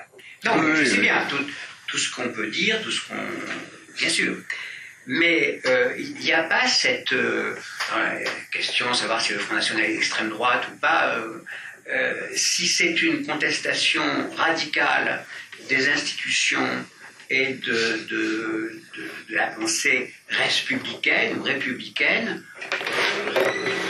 il s'arrange avec. Bon, mais c'est pas une critique, une volonté de détruire radicale comme celle qu'avaient un certain nombre de ligues avant la guerre.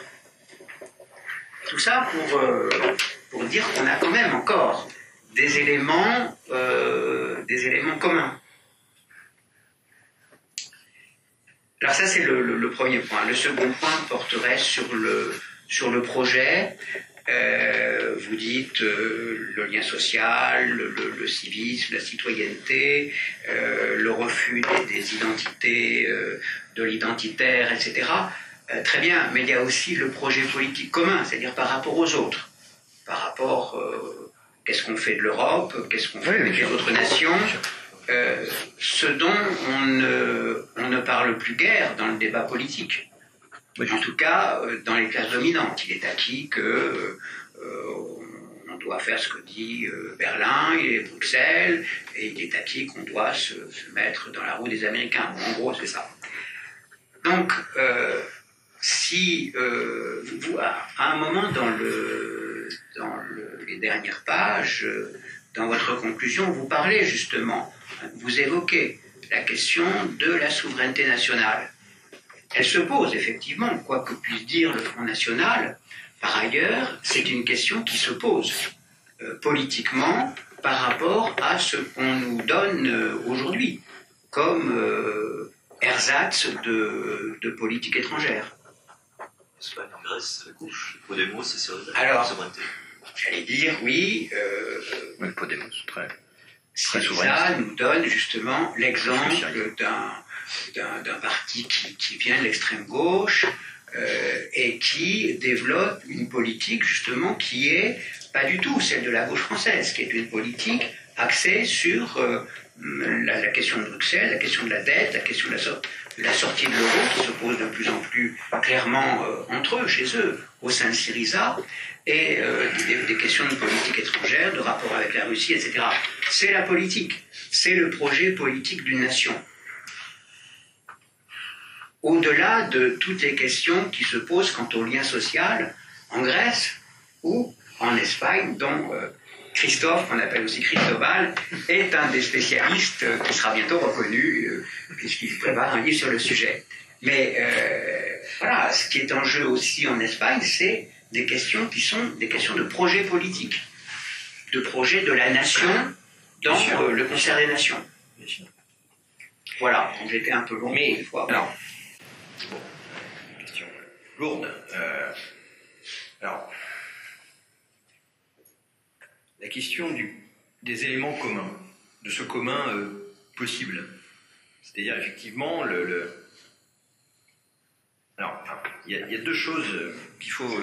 et en fait, ça répond aussi à votre deuxième question, d'une certaine manière. Il y a deux choses qu'à mon avis, il faut distinguer, au moins dans l'analyse. C'est compliqué politiquement, mais... Qu'il y ait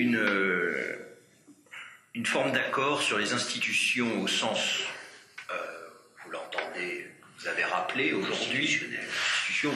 Alors, sur la forme républicaine des institutions, et même, je dirais, par rapport à la 5e plus précisément, il y a plein de contestations sur des aspects de la 5e, mais malgré tout, une forme d'accord très profond sur, par exemple, l'élection du président au suffrage universel.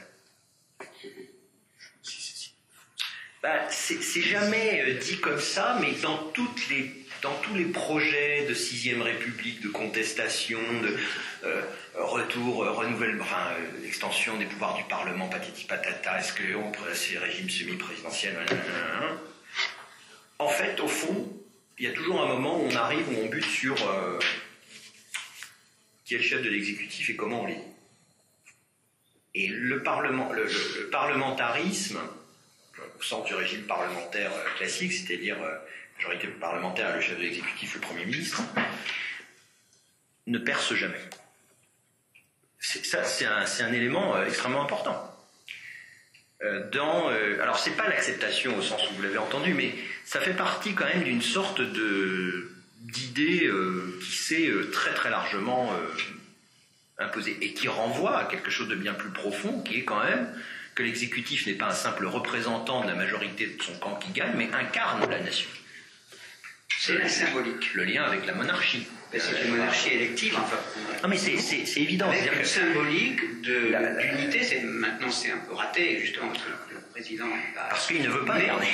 On essaye toujours de recréer cette symbolique incarnée. Et ça, c'est vrai de toutes les forces politiques. D'ailleurs, beaucoup trop.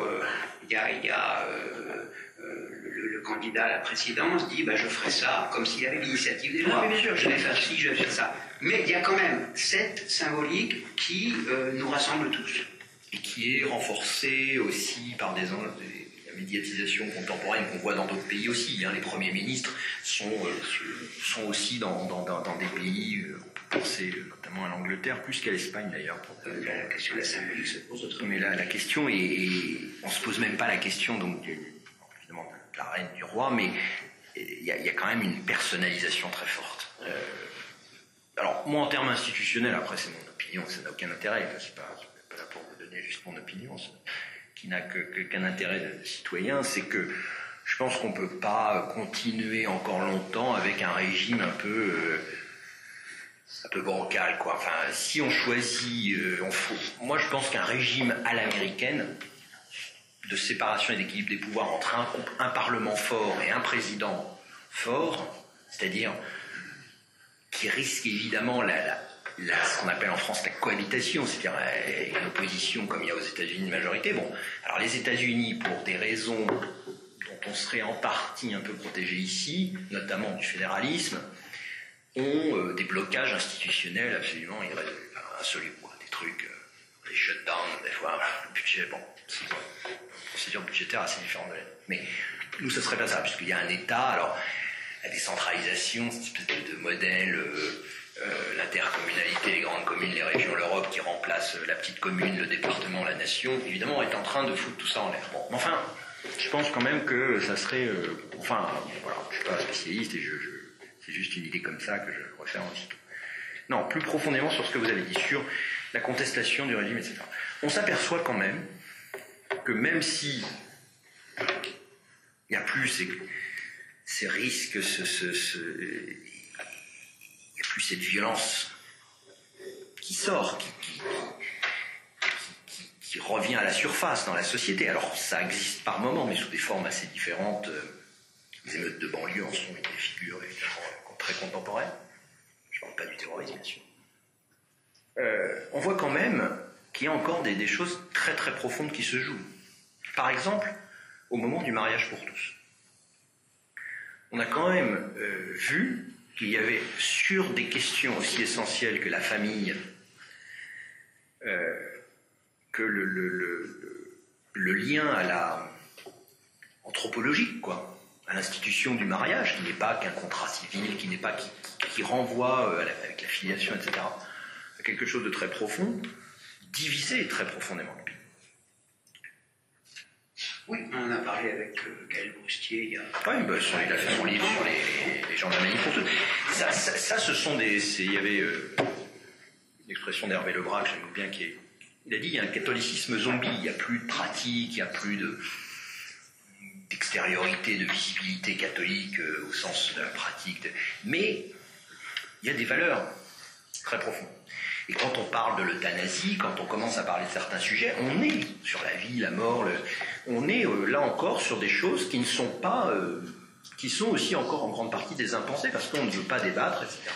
Et puis l'autre grand sujet, évidemment, à mon sens, c'est celui que vous avez évoqué, c'est la question de la souveraineté. C'est la question mais c'est ma question, c'est-à-dire aussi du lien entre identité et souveraineté. C'est-à-dire, qui nous sommes, qu'est-ce qu'on fait ensemble, dans quel cadre on veut le faire. Et ce que je vous disais tout à l'heure dans l'exposé, c'est que le Front National, malgré beaucoup de défauts, malgré bricolage institutionnel, parce que le Front National, évidemment, sans ses tendances, s'installant, devient aussi multiple et conflictuel. Il y a des différences quand même assez sensibles.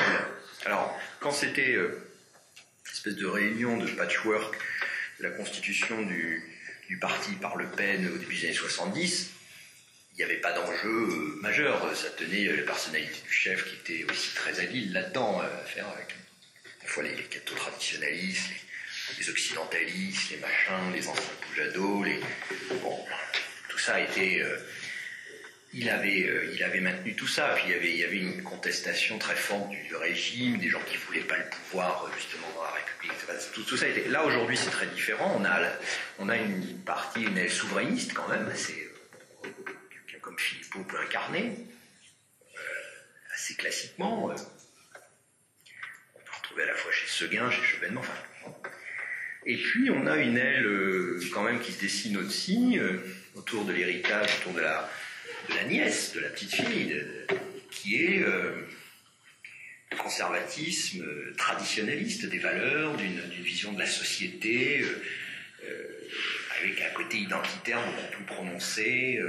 Et puis derrière, à côté, il y a, moi j'ai des anciens étudiants de Nice, qui est un des cadres du bloc identitaire, de l'association locale qui s'appelle Nissa Rebella, qui est une des principales associations de cet ensemble qu'on appelle le bloc identitaire, avec lequel je discute régulièrement. C'est absolument passionnant, évidemment. Il me raconte... bon, et il y a tout ce truc de Soral, de Dieudonné. Enfin, il y a plein de choses qui agitent. C'est pas juste le Front National en soi, comme parti bien organisé. Tout cela, notamment dans une certaine jeunesse, en partie en banlieue, en partie... autour de l'antisémitisme, l'antisionisme, l'anti-Israël, l'antisémitisme, il y a tout un ensemble de choses qui se déroulent. Donc on est quand même, si on élargit le cadre géopolitique, avec la question de l'islam, je ne parle pas de choc des civilisations, parce que même si Huntington n'était pas l'abruti que certains ont décrit, qui était plus subtil dans ce qu'il avait exposé dans sa théorie des chocs des civilisations, malgré tout, il y a des éléments extrêmement compliqués à gérer. Mais en tout cas, il y a quand même un arrière-plan qui fait que l'histoire recommence, si je puis dire, ou continue d'être tragique, même s'il n'y a pas ces affrontements dont vous parlez. C'est-à-dire que, même si je pense... j'ai été plutôt agréablement surpris par la réaction après les attentats du début janvier, parce que la France s'est extrêmement bien tenue. Le peuple français a réagi d'une manière extrêmement, pour moi, très positive, en montrant qu'il y a quand même quelque chose de commun. Je ne parle pas juste des manifestations, etc. Bien sûr, bon, il n'y a pas eu d'actes, très marginalement, d'actes anti-musulmans. Ça a été quand même... il n'est pas sûr que ça puisse durer, que ça continue de cette manière si jamais la situation se durcissait.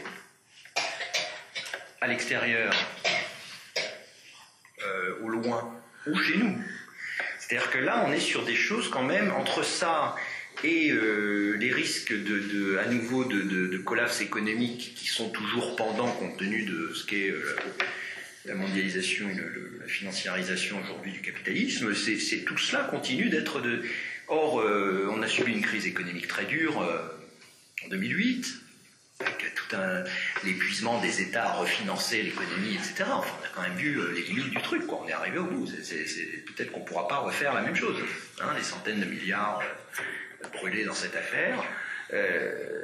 Les inégalités qui se creusent, qui sont reparties avec des inégalités patrimoniales très fortes, l'avenir des enfants, les incertitudes, etc. Enfin, on est quand même dans du tragique à la fois économique et géopolitique, me semble-t-il, que beaucoup plus qu'on ne précisément, parce qu'on a encore un État social qui, malgré tous ses défauts et son effritement de partout, on a encore un pays, vous voyez, il y avait un truc de Jacques Attali récemment qui disait, mais la France est le pays le plus formidable du monde. Enfin, bon, mais, alors évidemment, mais il y a quand même encore, enfin, on parle avec n'importe qui à l'étranger, ça apparaît, évidemment, il y a encore ce qui nous tient, mais c'est ni acquis, ni complètement quelque chose qui est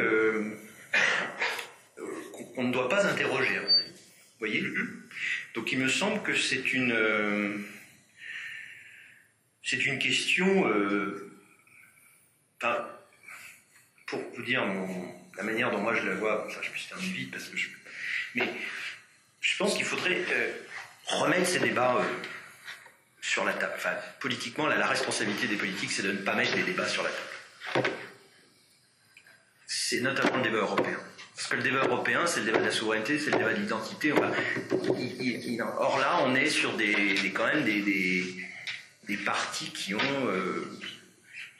terminé de réfléchir sur cette question, qui achètent, comptant l'idée que européenne, alors en plus qui elle-même est complètement incertaine. Vous voyez ce que fait la Banque Centrale Européenne. Enfin, je veux dire, on est dans il y a encore quelques années, ce que fait Draghi à la Banque Centrale Européenne, on aurait considéré que c'est une hérésie absolue du point de vue monétariste. Et en même temps, ce quantitative easing bénéficie essentiellement aux grosses boîtes qui refont de la fusion-acquisition en bouffant plein de... Bon, et tout ça, parce qu'on s'informe, parce qu'on est un peu... Moi, je suis pas économiste, mais enfin, on regarde un peu. Mais sinon, ça passe comme ça, il n'y a aucun politique qui en parle, il n'y a rien. Il n'y a personne qui dit des montants, il n'y a personne qui dit des chiffres, il n'y a personne qui... Ou ceux qui le font de manière... Alors il y en a qui tirent vers la théorie du complot, ou de manière... Enfin, c'est des gens comme Étienne Chouard, c'est des gens... Enfin, tout ça est...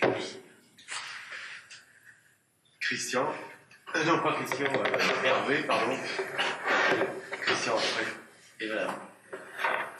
En fait, les données, c'était très intéressant ces comparaisons, surtout dans l'Atlantique. Il y a deux sociétés, deux mondes différents.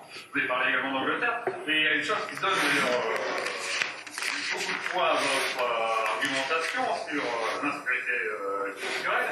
C'est ce qu'on voit chez des gens qui ne sont pas forcément les plus implants, comme nos amis autrichiens ou suisses. Là, on a vraiment une revendication qui est purement, on dirait, de sécurité culturelle, dans un sens. Oui, c'est bon. Ils n'ont pas les mêmes conditions économiques. Ces choses un petit peu bizarres comme l'Union du Centre. Est-ce que vous pensez que... Oui, ou la Norvège, enfin, dans un autre style. Oui, ben ça, juste rapidement, ça c'est exactement ce que vous dites. C'est-à-dire que moi, on me dit tout le temps, oui, mais il y aurait la crise, les populismes, puisque j'avais travaillé sur le populisme dans mon bouquin précédent. Le populisme, c'est la crise économique. Cette espèce de raisonnement économiciste m'exaspère. Il y a de la crise, il y a du populisme. Il n'y a pas de crise, il n'y a plus de populisme, tout va bien.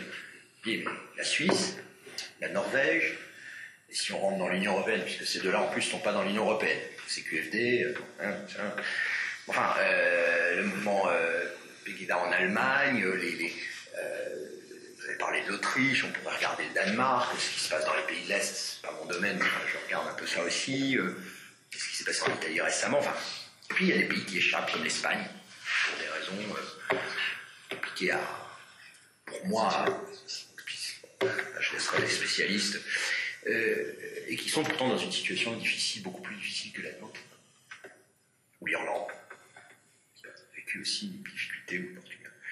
Mais, donc là, c'est une démonstration, je reprends juste à ce que vous dites, c'est évident, c'est une démonstration que le populisme n'est pas corrélé exactement à la crise économique. Les Norvégiens, moi ma femme est d'origine norvégienne, je connais un peu ce pays, je l'ai découvert. Vous avez une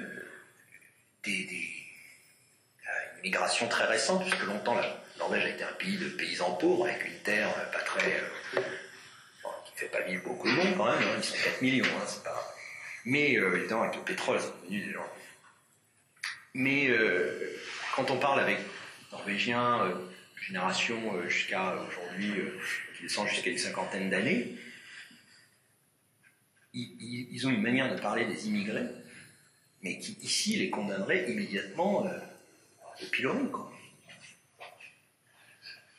Avec des circonvolutions, des phrases qui expliquent ces gens qui viennent d'ailleurs, qui ne sont pas de chez nous, enfin des trucs, mais il y a une... et des fois doublé d'une forme de racisme biologique général type 19e siècle, quoi, à la Gobineau presque, dans les trucs. Et voilà, les partis du progrès, bon, évidemment le terrorisme avec Breivik, etc. Enfin, c'est quand même très très fort. Et bon, pays alpin, on a vu ça, évidemment, là aussi, hein, l'UDC en Suisse, ça rigole pas. Hein. Vous vous rappelez certaines affiches, et puis c'est assez quotidien. Donc il y a une... Enfin, moi c'est bon, c'est la thèse sur le fait qu'il y ait de la sécurité culturelle qui n'est pas réductible à la sécurité économique, même si elle s'articule, mais qui me fait dire qu'on est quand même dans une situation tragique. On est dans une histoire tragique aujourd'hui. Et les conflits identitaires peuvent devenir des conflits tragiques, peuvent nous reconduire à quelque chose. Rappelons-nous, c'est pas si loin, ni historiquement, ni de chez nous, de l'ex-Yougoslavie. Bah oui, quand même. Ces mecs, ils étaient voisins, hein. Sarajevo, les gens, ils habitaient sur le même palier, et ils se sont mis à s'entretuer quand même. Donc il y a quand même ah, je sais pas, c'est quand même des choses qui... C'est pas très très loin de chez nous. Oui, alors, excusez-moi. Donc là, je me demande s'il n'y a pas une exception à la française, parce que je crois qu'on ne peut pas faire de statistiques en France concernant Ethnique. C'est un mot totalement tabou, alors que dans les autres pays, on parle de ces problèmes, et que dès qu'on commence à les personnes qui essayent d'en parler, je prends un exemple, Jean Finkielkraut, se fait traiter d'islamophobe, de raciste, et comment dire, donc les gens qui essayent de parler de ça, alors déjà Rocard à l'époque disait on ne peut pas accepter toute la misère du monde, alors ça avait été accepté parce qu'il était de gauche, et qu'il n'a pas trop insisté, mais actuellement c'est un sujet totalement tabou de parler. Alors Onfray aussi en parle maintenant, et il est traité d'extrême droite par le Premier ministre, je crois, qu'il a traité de crétin, etc. Voilà ma question. C'est Onfray qui a traité Valls de crétin parce que justement il lui avait reproché de préférer avoir raison avec Alain de Benoît que tort avec BHL. Ce qui est quand même... Avec BHL, c'est dur. Bon, 5 minutes. Non, alors les statistiques ethniques et ce que vous dites, il y a deux éléments. Les statistiques ethniques, c'est d'ailleurs quelque chose qui est réclamé par toute une partie de la gauche. Il y a un rapport gauche-droite d'ailleurs qui a été fait par la sénatrice Esther Benbassa d'Europe Écologie Les Verts et René Le Cerf, élu là, qui va être élu demain président du Conseil général du Nord, la droite, qui a conquis le département, qui est sénateur aussi. Ils ont fait un UMP Europe Écologie Les Verts. Ils ont fait un rapport ensemble pour dire il faut faire des statistiques ethniques dans le recensement, donc que chacun, comme aux États-Unis, dise volontairement je suis de telle catégorie, etc. Alors il y a deux choses. D'abord, on peut faire du travail. L'INED le fait, enfin il y a des enquêtes qui ont été faites, il y a des chercheurs, je pense à Michel Tribala, etc., qui, à l'INED, en avec les données de l'INSEE, qui permettent sur les noms, d'avoir une approche quand même assez clairement ethnique d'un certain nombre de questions sur le logement, etc. C'est possible sans statistiques ethniques. C'est ce qu'on appelle les statistiques ethniques, c'est de la statistique faite sur de l'autodéclaration lors du recensement. C'est ça, techniquement. Or ça, c'est interdit. Et je pense que c'est bien que ça reste interdit. Parce que si pour la connaissance, ce serait plus facile, il y a plein de chercheurs qui seraient super contents parce qu'ils pourraient faire sortir des tableaux, etc. En revanche, le problème de la statistique ethnique, c'est l'usage qu'on en fait. Alors moi, je ne parle pas de l'argument qu'on oppose en général, le fichier. C'est-à-dire, on va ficher les gens, etc. Ça peut être anonymisé. Mais c'est pas à ce niveau-là que ça pose un problème. C'est qu'est-ce qu'on en fait? Une fois qu'on a décrit précisément, grâce à de l'autodéclaration de recensement, dans telle commune, etc., qu'il y a tant de personnes de telle origine, etc. Qu'est-ce qu'on fait? À quoi ça sert, en dehors de la connaissance? Faut savoir que si ça sert à rien et si c'est comme ça, bon, très bien, enfin, à ce moment-là, pas besoin de faire des statistiques éthiques, puisqu'on s'en sert pas, c'est juste connaître qui est là, qui... Non, le problème, c'est après comment c'est traduit dans les politiques publiques. Or, la politique publique, ça désanonymise la différence ethno-raciale. C'est-à-dire que tant que vous laissez une sorte de voile d'ignorance, ce que je disais tout à l'heure, même si chacun sait à quoi s'en tenir, territorial, en disant il y a des zones, telle ville, zone d'éducation prioritaire, etc. On sait très bien que dans cette zone, il y a X% d'origine étrangère, etc. Mais enfin, ça laisse un voile. Quand vous levez le voile et vous dites, bon ben ça c'est machin, au bout d'un moment, il y a monsieur avec le nom étranger qui habite telle adresse qui va pouvoir bénéficier de telle allocation différenciée, etc., à raison précisément de la discrimination supposée, à raison de son origine, etc. Et là, il y a du ciblage. Et derrière le ciblage, il y a de la désanonymisation. Alors, tant que c'est dans les mains de démocrates, de gens très bien contrôlés par l'INSEE avec une commission comme prévu dans le rapport Benbassa Le Cerf, de déontologie, machin, etc., parfait. Mais le jour où Marine Le Pen arrive au pouvoir, qu'est-ce qu'on fait avec ces statistiques? Donc moi, je suis très très prudent là-dessus. Oui, et alors la deuxième chose juste là-dessus, c'est sur le débat intellectuel, les Finkielkraut, Onfray, etc. Moi, mon petit niveau, je ne suis pas dans ce niveau de notoriété, de pression, mais je vois bien.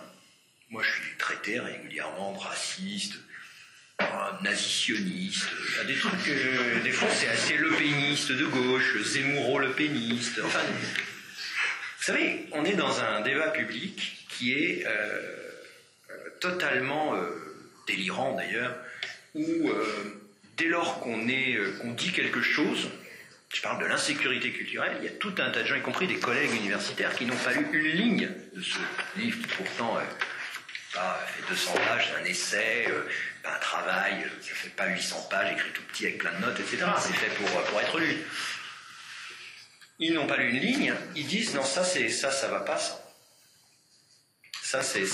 D'abord ça favorise le Front National. Juste sur le titre. Quand vous êtes dans un débat public, c'est exactement ce qui arrive à Finkielkraut, etc. Sauf que, alors il y a une différence entre Finkielkraut, je parle pas d'Onfray parce que c'est encore un autre problème, et surtout Zemmour, parce que Finkielkraut, en plus, moi je l'apprécie beaucoup et je connais.